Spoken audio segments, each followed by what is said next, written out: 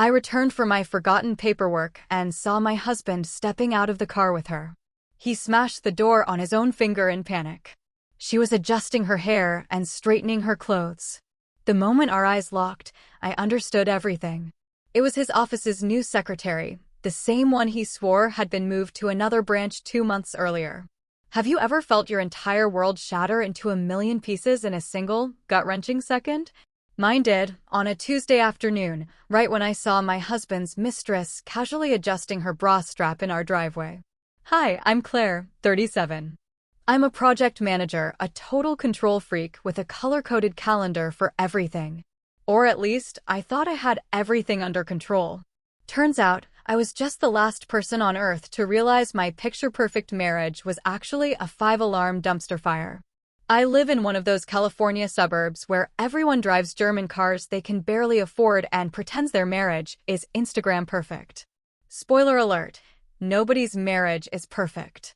Some are just better at hiding the rot. This Tuesday started like any other. Too normal, in hindsight. I was rushing to a huge client meeting, the kind where you bring your A-game and your lucky pen. Halfway there, stuck in soul-crushing traffic on the 134, I realized I'd left the entire project folder on my kitchen counter. The physical backup, because I'm that kind of paranoid. A classic Claire move, except I never forget anything. I'm the woman with 3 phone alarms for brushing her teeth. So I turned back, fuming at myself, mentally calculating if I could still make it. Pulling onto our street, Oakmont Drive, one of those idyllic, tree-lined suburban dreams where everyone knows everyone's business, but pretends they don't, I saw his black Tesla in our driveway. At 2:30 p.m. on a Tuesday. Colby was supposed to be in San Francisco until Thursday, glued to his laptop for some critical client meetings. His work trips were sacred. So, seeing his car, it was like spotting a unicorn. A unicorn that was actively cheating on me, apparently. I slowed down. Not suspicious yet, just confused. Then I saw her. A woman, blonde, late 20s, stepping out of the passenger side. Her blouse looked like it had been balled up and then hastily smoothed out. Her hair screamed, I just had my hands all over someone else's husband.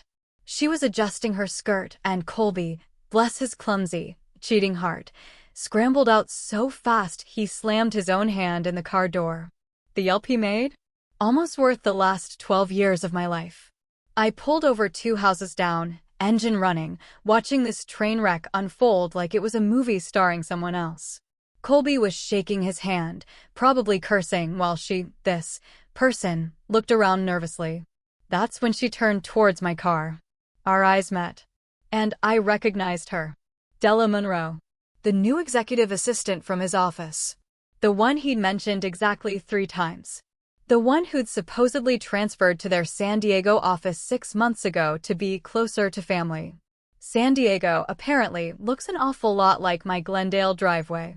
My brain tried to generate innocent explanations. Maybe she was visiting. Maybe they were carpooling for an emergency. Maybe I was hallucinating from too much cold brew. But then Colby looked up, saw my car. And his face? It went through all 5 stages of grief in 2 seconds flat. That's when I knew. You don't look that terrified when you're innocent. You look that terrified when you've been caught red-handed. I didn't confront them. Didn't scream. Didn't even honk. I just sat there for 30 seconds, engine purring, processing. Then I made a decision. I drove around the block, parked 2 streets over, and walked back. I slipped through the side gate, quiet as a burglar in my own home. Grabbed the project folder from the kitchen counter. And left the same way. Neither of them saw me. And then I drove to that meeting like my life wasn't actively imploding. Because here's the thing about being a project manager for 12 years. You learn that emotional reactions are for after you've gathered all the data. The meeting itself was a blur. I smiled, I nodded, I took notes. The client droned on about innovative solutions and synergistic partnerships, while I mentally cataloged every single business trip, every late night, every sorry, honey, the team needs me this weekend. I walked out of that office with a signed contract and a heart full of pure, crystallized rage. Instead of going to Boulevard and ordering a latte, I went home.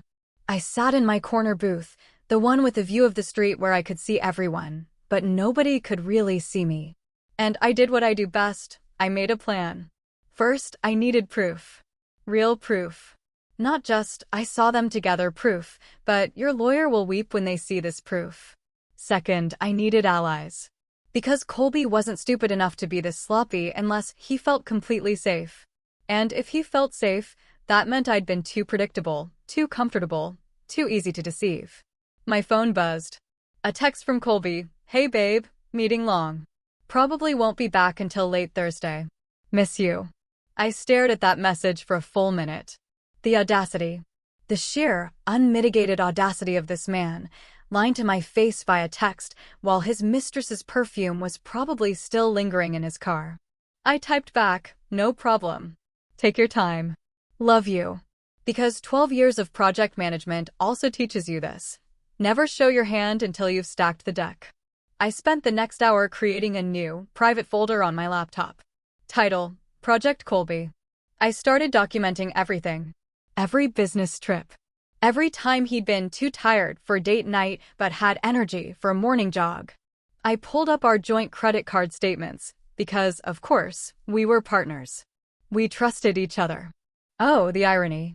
Charges started jumping out. Hotels in cities he'd never mentioned.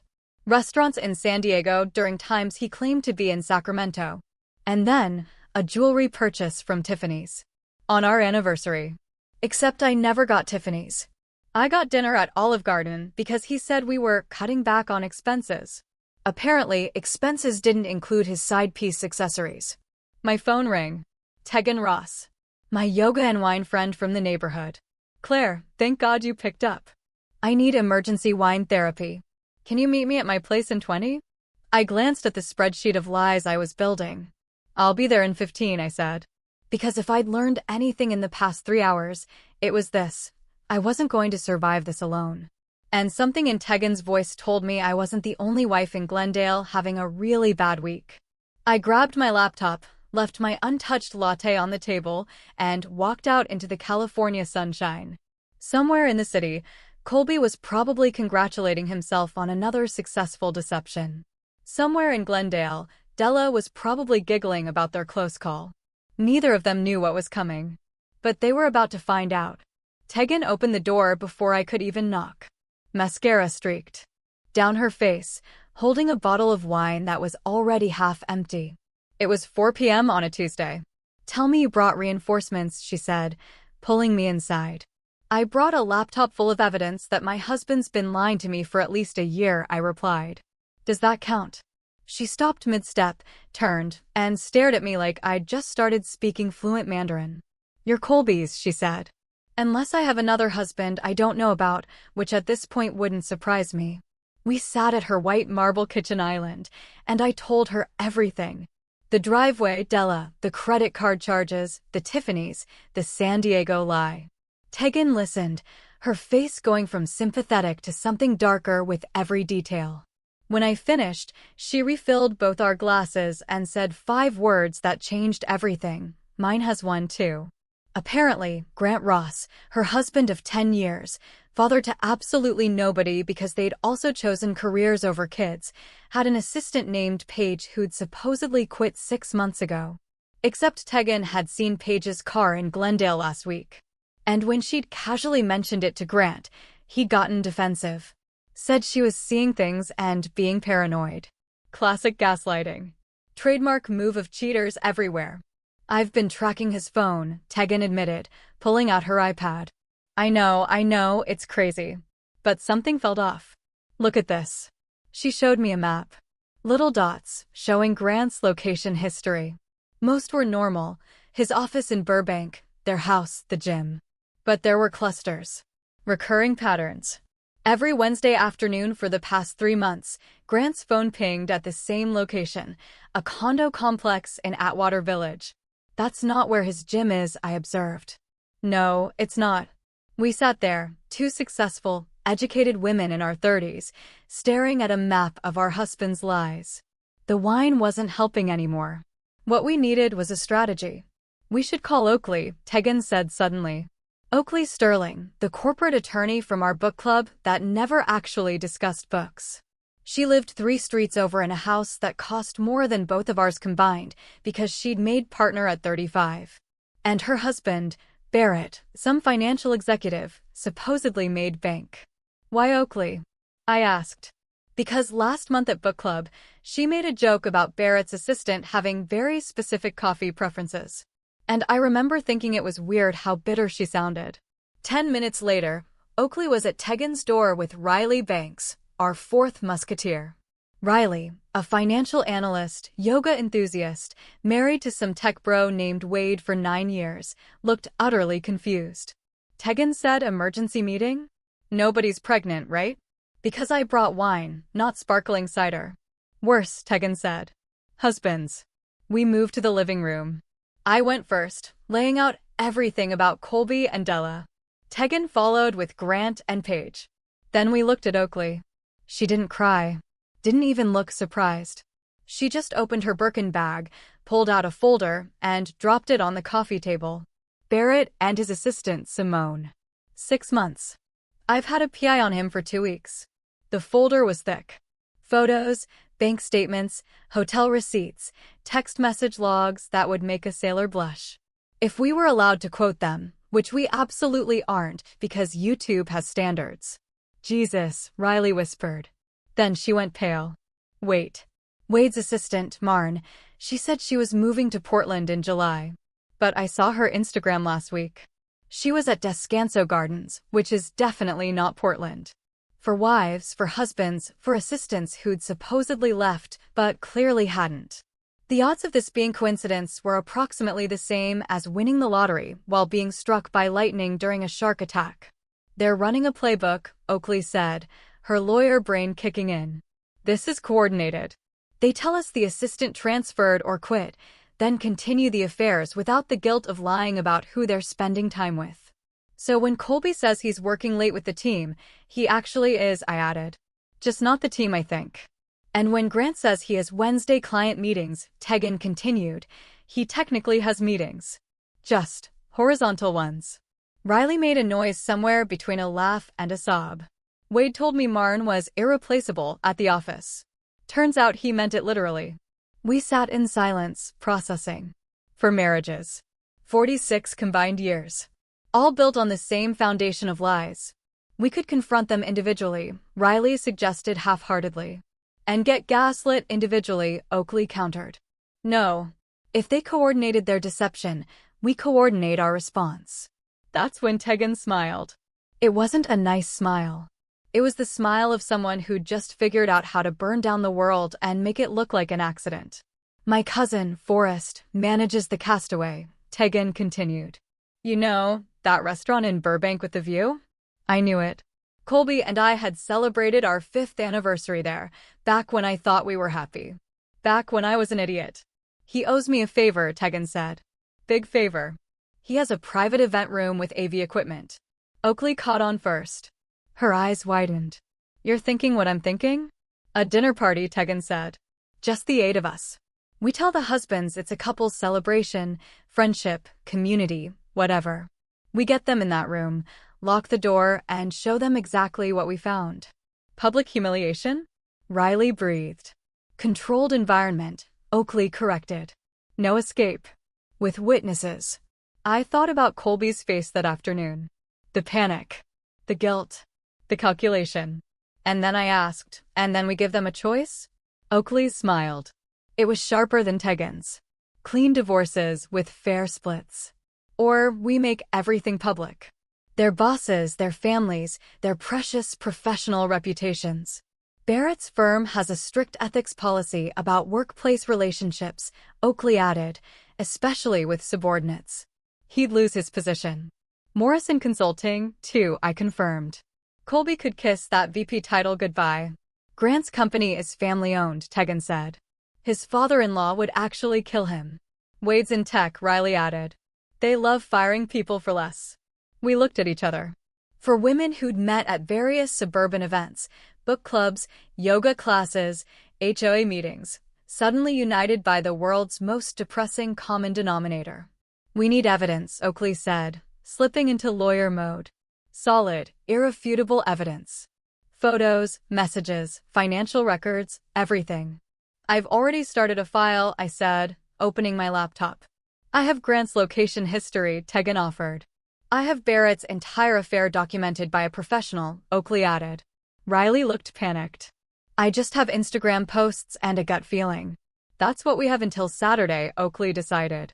Riley, you focus on Wade's patterns, credit cards, phone records, anything you can. Access legally. The rest of us compile everything we have. Saturday, October 26th, we have dinner at the Castaway. That's 11 days to prepare, I calculated. Think we can pull this together? Oakley looked at each of us in turn. Ladies, we're a project manager, a marketing director, a corporate attorney, and a financial analyst.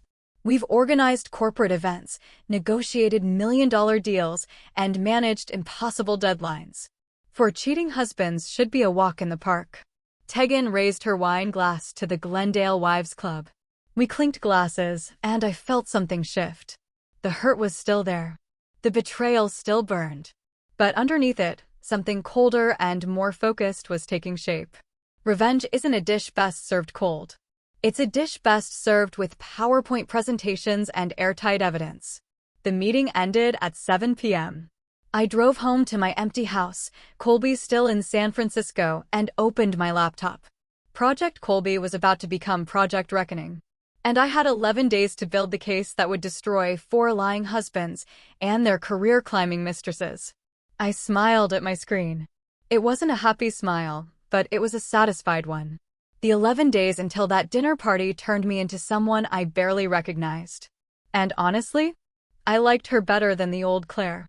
Wednesday morning, I woke up at 5 a.m. Not because I couldn't sleep, but because I had work to do. Real work. The kind that actually mattered. I made coffee, opened my laptop, and dove into Project Reckoning like it was the most important client pitch of my life. Because it was. First order of business. Colby's digital footprint. We'd always had joint access to our accounts, banking, credit cards, even cloud storage, because we trusted each other and had nothing to hide. The irony could have killed a weaker woman. I started with the credit cards. Turns out Colby had been remarkably consistent. Every 2 weeks, a charge at the Beverly Hilton. Same day, same amount, $247. Hotel room rate, I confirmed with a quick Google search. Not their cheapest room, but not the penthouse either. Just expensive enough to feel special. Just affordable enough not to raise red flags on our statements. Except I was looking at flags now. Bright red ones. Everywhere. There were charges at restaurants I'd never been to. Jewelry stores where I'd never received gifts. A lingerie boutique in West Hollywood that definitely hadn't contributed to my wardrobe. Each purchase felt like a paper cut.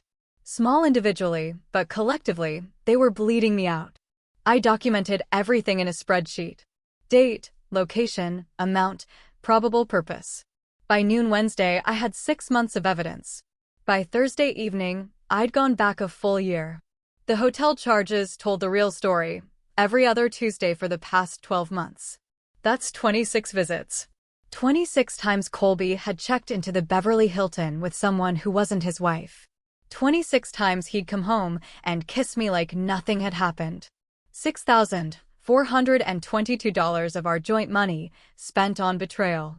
My phone buzzed constantly with updates from our group chat. We'd named it Book Club, just in case anyone saw our screens. Plausible deniability, you know? Tegan had gotten into Grant's email. Password was their old dog's name because men are predictable, and found a trail of messages with Paige that were professionally inappropriate at best and legally problematic at worst. Lots of working late coordination that aligned suspiciously with his Wednesday location pings. Oakley's private investigator had delivered a report that was basically a masterclass in infidelity. Photos of Barrett and Simone entering hotels, receipts from weekend golf trips that included charges at Victoria's Secret and couples spa treatments. The PI had even recorded a conversation outside a restaurant where Barrett told Simone he'd handle his marriage soon. Handle. Like I was a problem to be managed instead of a human being he'd promised forever to. Riley was struggling. Wade was better at covering his tracks, or maybe just less frequent about seeing Marn. But on Friday, she found something that broke the case wide open: a lease agreement. Wade had co-signed for an apartment in Silver Lake. The other name on the lease? Marn Preston. He'd literally set his mistress up in an apartment with documented proof because, apparently, cheaters really aren't that bright. Saturday afternoon, the four of us met at Oakley's house. Barrett, conveniently, was away on a business trip. We spread our evidence across her dining room table like the world's most depressing art installation. "This is enough," Oakley said, reviewing everything with her lawyer eyes. "More than enough. Any one of these cases could survive a divorce proceeding. Together, this is airtight. So, we just need to decide how we want to present it," Tegan added.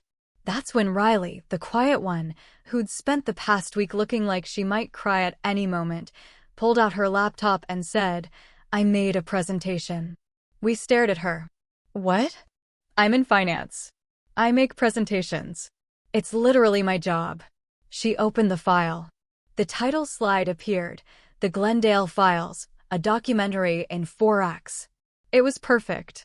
Clean design, professional layout, the kind of presentation you'd show at a board meeting.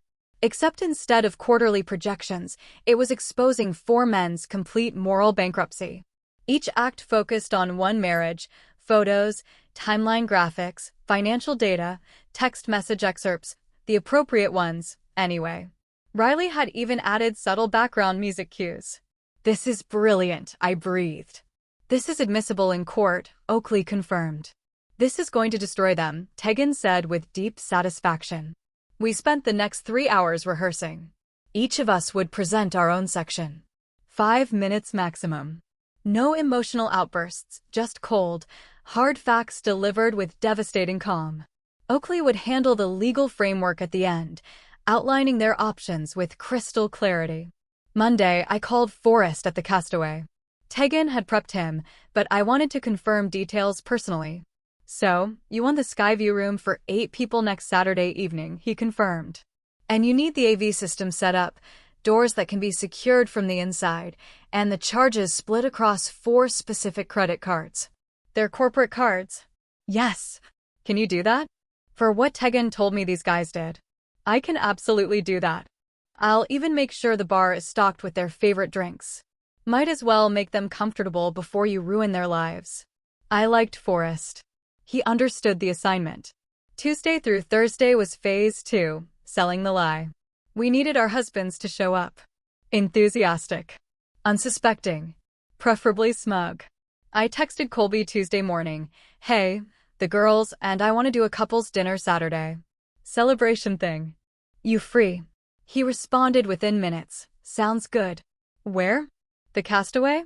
Tegan's cousin manages. Got us a private room." "Perfect. Miss you, babe." I stared at those 3 words. Miss you. From the man who was currently lying about his location, probably sitting across from his mistress. The audacity was almost impressive. The other wives reported similar easy acceptances. Our husbands suspected nothing. Why would they? We were the good wives, the understanding ones, the ones who believed their lies because it was easier than facing the truth. They'd mistaken our kindness for stupidity. Classic error. Friday afternoon, Oakley called an emergency meeting. "We need to discuss what happens after the presentation. The reveal is one thing, but we need to control the aftermath."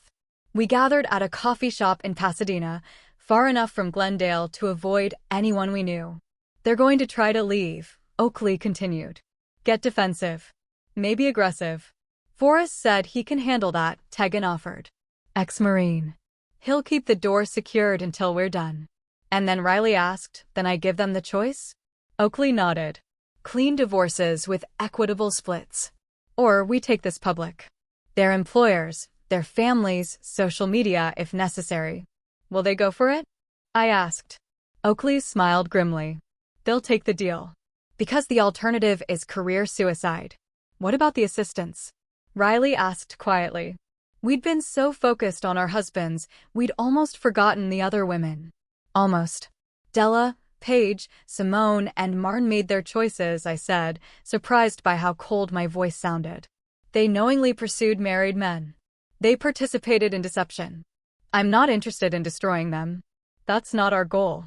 But I'm also not interested in protecting them. Agreed, Tegan said. Our target is our husbands. If there's collateral damage, that's on them for being collateral. We finalized the plan. Saturday, October 26th, 7 p.m. We'd arrive early to set up. Our husbands would arrive at 7:30, expecting a celebration. What they'd get instead was a reckoning. Friday night, I did something I hadn't done in months. I went through my wedding photos. Not because I was sentimental, I was way past that. But because I wanted to remember who I'd been 12 years ago. That Claire had been 25. Optimistic, trusting. She'd believed in forever and partnership and choosing each other every day. That Claire was gone. And I didn't miss her. The woman staring back at me from my laptop screen, the one who'd built an airtight case, coordinated a strategic revenge plot, and felt absolutely nothing but cold satisfaction? She was the one I needed to be. Saturday morning, I woke up calm. Not happy. Not sad. Just focused. I put on my favorite black dress, the one Colby always said made me look powerful. I did my makeup carefully, professional, polished, untouchable. My phone showed a text from Colby, looking forward to tonight. Love you. I typed back, me too. It'll be unforgettable. Send. Because it would be. Just not for the reasons he thought. At 6 p.m., I grabbed my laptop, presentation loaded and ready, and headed to my car. The evening air was crisp. Typical California October. The sunset painted the sky in shades of orange and pink. It was beautiful. And somewhere in Glendale, for men had no idea their perfectly constructed lives were about to collapse. I smiled at my reflection in the rearview mirror. Game time. The Castaway sits on a hill in Burbank, with floor-to-ceiling windows overlooking the entire San Fernando Valley. On a clear October evening, you can see from downtown Los Angeles to the mountains. It's the kind of place where people celebrate promotions, anniversaries, life milestones. Tonight, we were celebrating the end of 4 marriages. I arrived at 6:15 p.m. Tegan was already there with Forrest, testing the projector. Riley was setting up her laptop, her hands shaking slightly. Oakley walked in at 6:20, carrying a leather portfolio that probably cost more than my car. Everyone clear on their parts? Oakley asked. We nodded. We'd rehearsed this enough times I could recite Tegan's section backward. Remember, Oakley continued, emotion is the enemy. We present facts. We stay calm. We give them no ammunition to claim we're being hysterical or irrational. Gaslight proof, Tegan added. Exactly. Forrest dimmed the lights, adjusted the screen, then positioned himself near the door. He was 6'3", 230 pounds of Marine Corps discipline. If our husbands tried to leave early, they'd have to go through him. Good luck with that. At 7:02 p.m., my phone buzzed. Colby, parking now. See you in a sec. I showed the message to the others. Riley looked like she might throw up. Tegan cracked her knuckles. Oakley's expression didn't change at all, which was somehow more terrifying. Positions, Oakley said quietly. We took our seats at the long table, positioning ourselves so our husbands would sit directly across from us. The projector displayed a neutral welcome screen, an evening of truth. Subtle. Threatening. Perfect. The door opened. Our husbands walked in together, laughing about something. They looked relaxed. Happy. Completely oblivious. Colby kissed my cheek. This place looks amazing, babe. Great choice. I smiled. Didn't say anything. Just gestured to a seat. Grant, Barrett, and Wade filed in, greeting their wives with similar affection. The cognitive dissonance was almost funny. These men genuinely believed they were getting away with everything. Once everyone was seated, Forrest closed the door. The click of the lock was quiet, but definitive. Barrett noticed first. Hey, did that door just welcome, gentlemen? Oakley interrupted, standing. Thank you for joining us this evening. We promise this will be a dinner you'll never forget. Her tone was pleasant. Professional. The kind of voice she probably used in depositions. Colby glanced at me confused. I kept my expression neutral. We've prepared a presentation, Oakley continued, nodding to Riley. Please hold all questions until the end. The lights dimmed further. The projector screen changed. The Glendale Files, a documentary in 4 acts. I watched Colby's face. Watched the confusion shift to concern, then to dawning horror as the title slide lingered. Act 1, Riley announced, her voice steadier than I expected. Claire and Colby Whitman. My section opened with our wedding photo, 12 years ago, full of hope and promises. Then it dissolved into a timeline. I stood, laser pointer in hand, and began. October 15th, 2:30 p.m.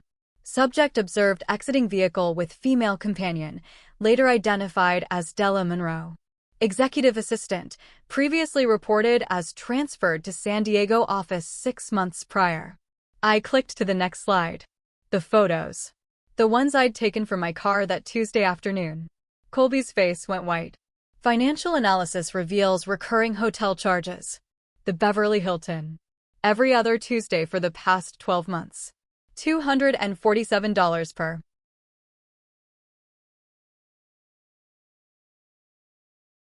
Visit. That's 26 visits. Total expenditure from joint account, $6,422. Click. Spreadsheet. Color-coded. Devastating. Additional expenditures include jewelry purchases, none received by spouse. Dinner reservations, none attended by spouse. And lingerie purchases from a West Hollywood boutique. Again, none received by spouse. Unless I looked directly at Colby, you've developed a sudden interest in women's undergarments for yourself, in which case we have bigger conversations to have. Tegan snorted. Even in the tension, the absurdity landed. I clicked through 6 more slides. Each one a nail in the coffin. Bank statements, text message timestamps that contradicted his reported locations, credit card receipts from restaurants in cities he'd never mentioned. Conclusion. Subject Colby Whitman engaged in extramarital relationship for minimum 12 months, utilizing joint funds and constructing elaborate deception, including false business trips and fabricated personnel transfers.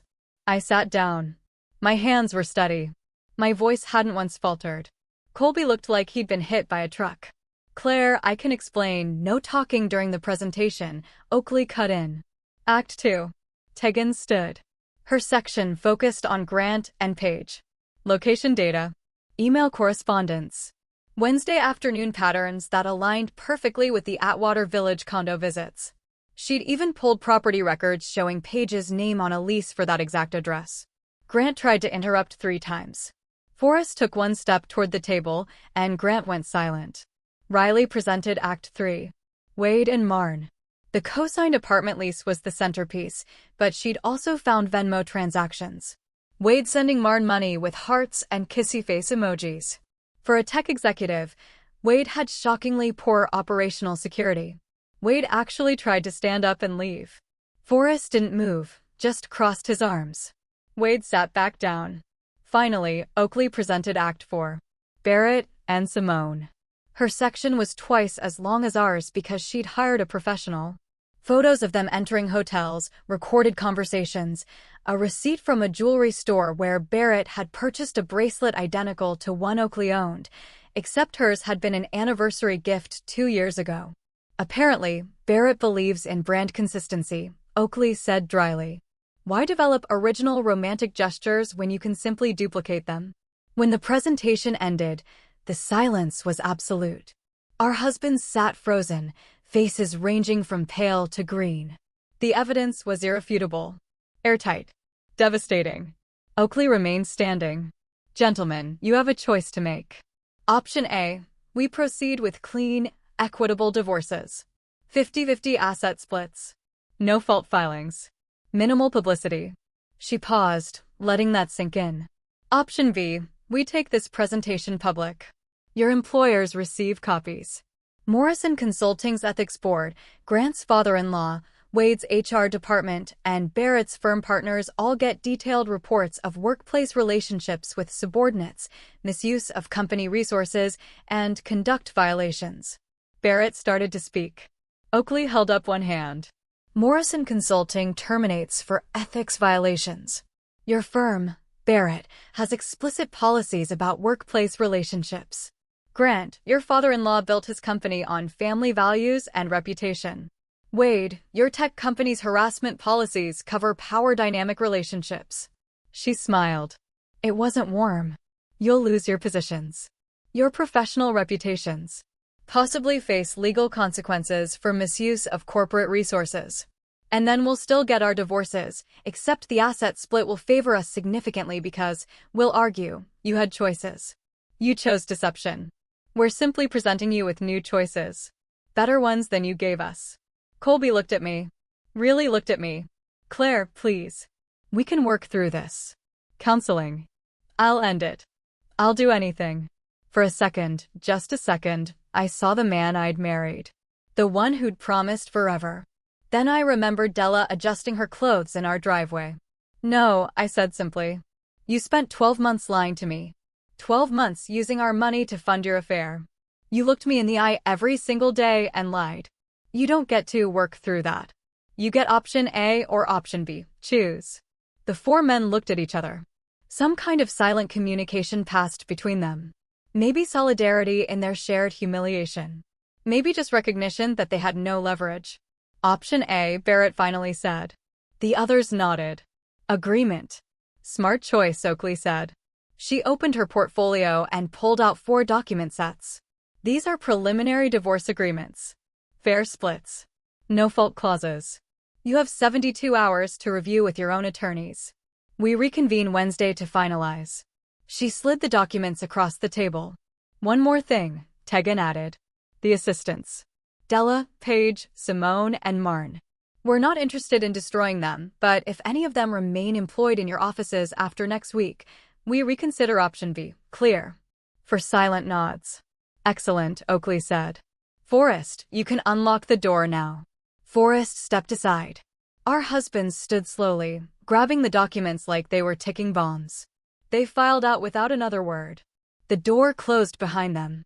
For a moment, nobody moved. Then Riley started laughing. Not hysterical laughter. The kind of laughter that comes from relief and disbelief and the sheer absurdity of what we'd just pulled off. Tegan joined in. Then me. Even Oakley cracked a smile. Did we really just do that? Riley asked. We absolutely did, I confirmed. Forrest reappeared with a bottle of champagne, courtesy of the house, and the dinner bill, just charged to their corporate cards. Enjoy, ladies. We toasted. To evidence. To friendship. To the end of lies. And to the beginning of whatever came next. 3 months later, I'm sitting in my newly redecorated living room, the one that's finally mine, legally, completely. And I can honestly say I've never been happier. The divorce was finalized in December, right before Christmas. Turns out, when you have airtight evidence and motivated parties, the legal system moves remarkably fast. Colby signed everything without contest. So did Grant, Barrett, and Wade. Funny how quickly men cooperate when their careers hang in the balance. The house became mine in the settlement. Colby kept his Tesla and his bruised ego. I got the equity, the furniture, and the profound satisfaction of changing every single lock. First thing I did was repaint the bedroom. Goodbye, sad beige. Hello, deep emerald green. The room where he'd lied to me for months deserved a complete transformation. So did I. Morrison Consulting quietly reassigned Colby to their Sacramento office. Not a promotion.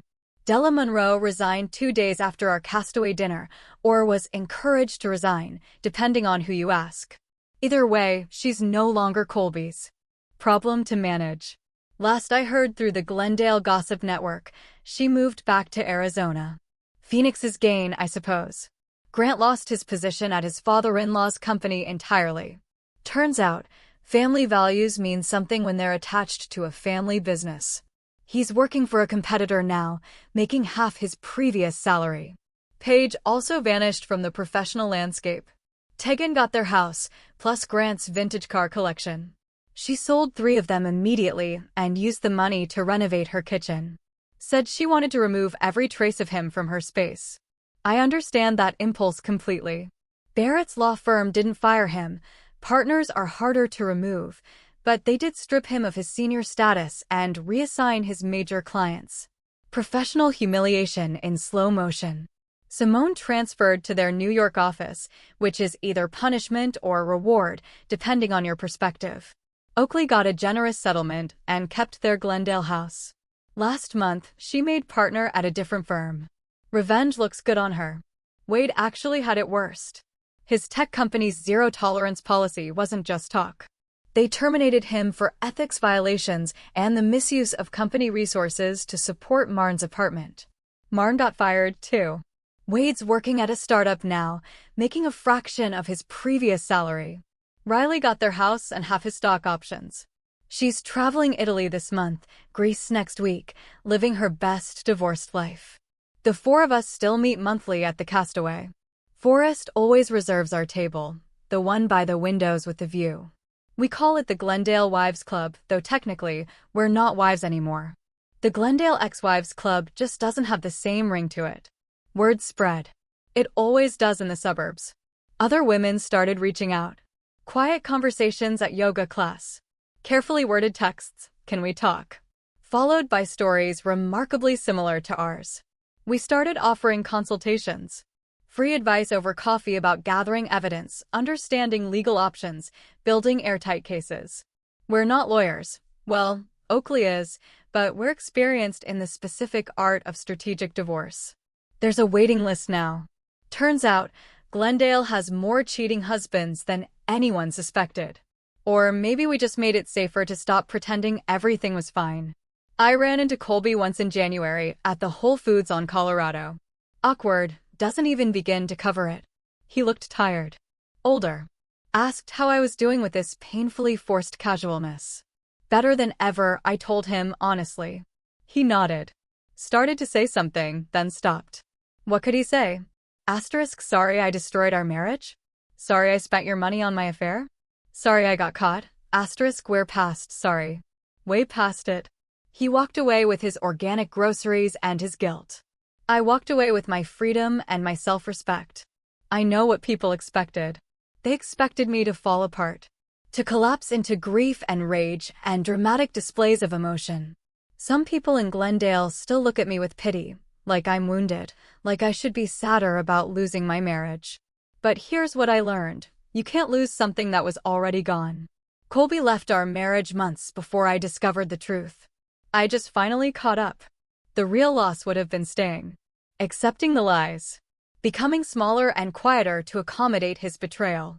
That version of events would have destroyed me. This version? This set me free. Riley's in Europe. Tegan's dating casually, carefully, but dating. Oakley bought a convertible. I'm taking photography. We're not bitter ex-wives dwelling on past wrongs. We're women who looked at an impossible situation and decided to handle it with intelligence, strategy, and just enough ruthlessness to make it stick. Did we ruin 4 marriages? No. 4 men did that themselves. We just refused to be collateral damage. My name is Claire Whitman, 37 years old. Project manager. Homeowner.